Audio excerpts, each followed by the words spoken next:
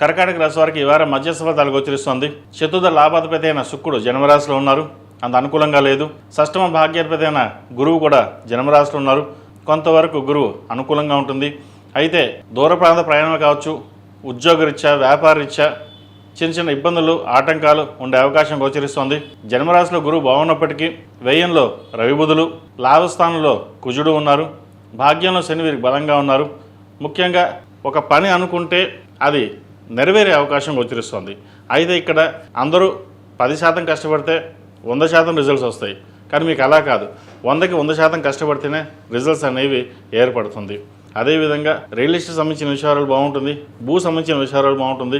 Software రంగంలో ఉన్న వారికి కాస్త గడ్డుకోవాలని చెప్పచ్చు, లే ఆఫ్స్ ఉండే అవకాశం గోచరిస్తోంది. సినీ కళా రంగాల వారికి అంత అనుకూలంగా లేదు. సాఫ్ట్వేర్ రంగంలో ఉన్న వారికి, కాస్మెటిక్స్, బ్యూటీషియన్స్, టెక్నికల్ ఈ రంగాల్లో ఉన్న వారికి, చిరుస్థాయి వ్యాపారస్తులకు, హోటల్ మేనేజ్మెంట్ వ్యాపారస్తులకు, చిరుధాన్య వ్యాపారస్తులకు, ఫార్మర్లకి కాస్త ఈ వారం గడ్డుకాలం అని చెప్పచ్చు.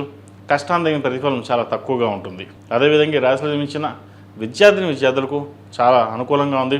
దూర ప్రాంత ప్రయాణాలు కలిసి వస్తుంది, విదేశీ వ్యవహారాలు కలిసి వస్తాయి.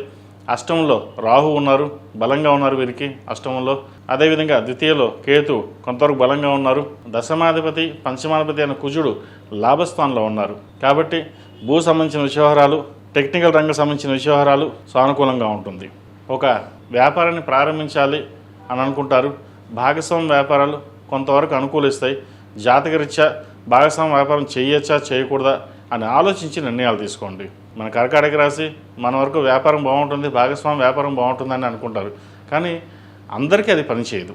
వారి జన్మలగ్నాతు, గోచారరీత్యా, రాశ్యాధిపతి రీత్యా ఎక్కడ ఏ స్థానం ఎలా ఉన్నాయి, వాళ్ళకి వ్యాపారం పరంగా బాగుంటుందా లేదా అనేది వ్యక్తిగత జాతకాన్ని బట్టి ఉంటుంది. వ్యాపారం ప్రారంభించే వాళ్ళు వ్యక్తిగత జాతక పరిశీలన చేసుకుని ముందుకు వెళ్ళడం చెప్పదగినది. అదేవిధంగా ఈ రాశిలో జన్మించిన స్త్రీలకు వృత్తి ఉద్యోగాల పరంగా, వ్యాపార పరంగా చాలా వరకు అనుకూలంగా ఉంది. స్నేహితులతోటి కొంచెం దూరంగా ఉండడం చెప్పదగినది. మీకు అన్నీ బాగానే ఉన్నాయి అని చెప్పి మీ దగ్గర డబ్బులు తీసుకోవడం లేదా షూరిటీ మీద సంతకం పెట్టించుకోవడం ఇటువంటి కార్యక్రమాలు జరుగుతుంటాయి. వాటి విషయంలో జాగ్రత్త వహించండి. ఈ రాశి వారు ప్రతిరోజు ప్రతినిత్యం ఆరావళి కుంకుమతోటి అమ్మవారిని పూజించడం, లక్ష్మీ తామరతులతోటి ఓం నమ శివాయతో కలిపి దీపారాధన చేయండి, మంచి ఫలితాలు సంప్రాప్తిస్తాయి. అదేవిధంగా మంగళవారం నాడు, శుక్రవారం నాడు కస్తూరి పసుపుతోటి అమ్మవారికి అభిషేకం చేయడం చెప్పదగిన సూచన.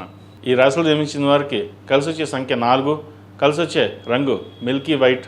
ఏదైనా పని మీద బయటకు వెళ్ళేటప్పుడు శుక్రవారం కానీ ఆదివారానికి వెళ్ళండి, మంచి ఫలితాలు సంప్రాప్తిస్తాయి.